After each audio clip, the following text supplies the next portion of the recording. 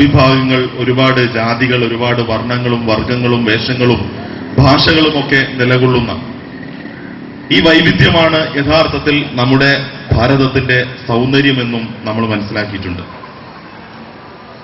ഈ വൈവിധ്യത്തോടൊപ്പം തന്നെ ചരിത്രപരമായ കാരണങ്ങളാൽ നമ്മുടെ രാജ്യത്ത് പല വിഭാഗങ്ങളും പല ജനവിഭാഗങ്ങളും ഉയർന്നതായും താഴ്ന്നതായും ഒക്കെ പരിഗണിക്കപ്പെടുകയും അതിനനുസരിച്ച് കൂടുതൽ പരിഗണിക്കപ്പെടുകയും കുറഞ്ഞു പരിഗണിക്കപ്പെടുകയും ചിലപ്പോൾ അത് വിവേചനമായി മാറുകയും ഒക്കെ ചെയ്യുന്ന അനുഭവങ്ങൾ ധാരാളമായി നമ്മുടെ ചരിത്രത്തിലുണ്ട്. ലോകത്തിലെ ഏറ്റവും വലിയ ജനാധിപത്യ രാജ്യമാണ് നമ്മുടേത് എന്ന് നമ്മൾ സാധാരണ അവകാശപ്പെടാറുണ്ട്. എന്നുമാത്രമല്ല, ഇതൊരു വസ്തുതയുമാണ്.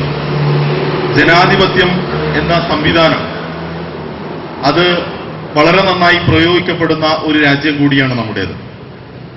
എന്നാൽ നമ്മുടെ അനുഭവത്തിൽ നിന്ന് നമുക്ക് കാണാൻ കഴിയുന്ന ജനാധിപത്യത്തിന്റെ ഒരു പ്രായോഗിക പ്രശ്നമെന്നത് ജനാധിപത്യത്തിൽ കൂടുതൽ അധികാരവും കൂടുതൽ വിഭവങ്ങളുമുള്ള സമൂഹത്തിന്റെ ആധിപത്യം പലപ്പോഴും അതില്ലാത്ത വിഭാഗങ്ങളുടെ മേൽ ഉണ്ടായിക്കൊണ്ടിരിക്കുന്നുണ്ട് എന്നുള്ളതാണ്.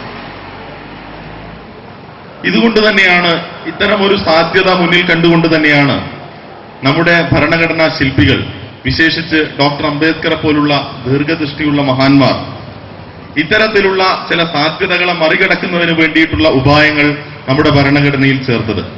അങ്ങനെയാണ് നമ്മുടെ രാജ്യത്ത് സംവരണം തുടങ്ങിയിട്ടുള്ള പ്രത്യേകമായിട്ടുള്ള സംവിധാനങ്ങൾ നമ്മുടെ രാജ്യത്തുണ്ടാകുന്നത്.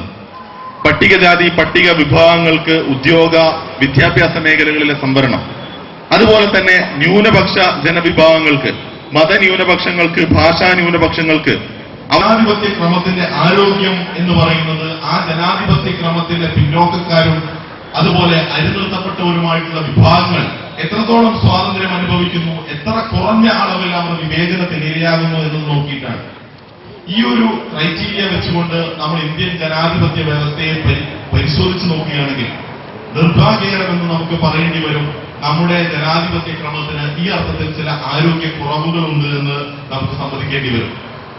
നേരത്തെ ഇവിടെ സൂചിപ്പിച്ചതുപോലെ നമ്മുടെ രാജ്യത്തിന്റെ ചരിത്രത്തിൽ നമ്മുടെ ഇന്ത്യയിൽ അധിവസിച്ചുകൊണ്ടിരിക്കുന്ന പിന്നോക്ക വിഭാഗങ്ങൾ, ന്യൂനപക്ഷ വിഭാഗങ്ങൾ എന്നിവരൊക്കെയും പലതരത്തിലുള്ള വിവേചനങ്ങൾക്ക് ഇരയായിട്ടുണ്ട്.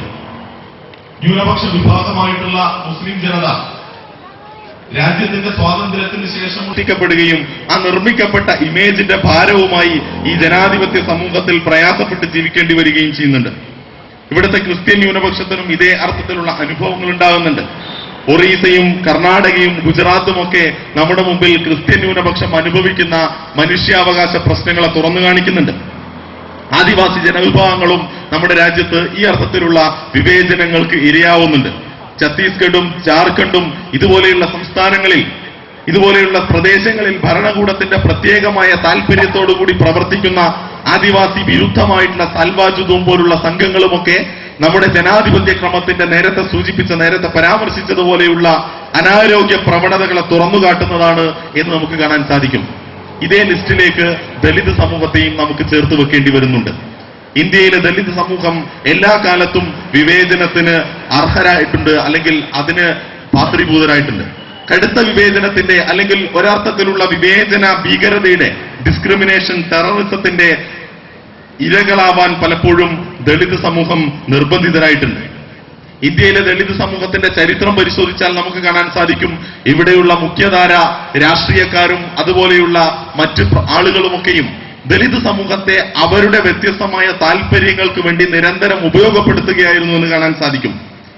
ഈ നിരന്തരമായ ഉപയോഗപ്പെടുത്തലിലൂടെ അല്ലെങ്കിൽ അതീശത്വ ബോധം കൊണ്ട് അവരെ നിരന്തരമായി ഉപയോഗപ്പെടുത്തിയപ്പോൾ ഒരർത്ഥത്തിലുള്ള അധമബോധം ദളിത് സമൂഹത്തിൽ സൃഷ്ടിക്കുന്നതിന് അത് കാരണമാവുകയും ചെയ്തിട്ടുണ്ട്. രാഷ്ട്രീയമായിട്ടുള്ള ദളിത് സമൂഹത്തിന്റെ രാഷ്ട്രീയമായിട്ടുള്ള ഐഡന്റിറ്റി നശിപ്പിക്കാൻ ശ്രമിക്കുകയും അവരുടെ എല്ലാ അർത്ഥത്തിലുള്ള രാഷ്ട്രീയ ഉണർവുകളെ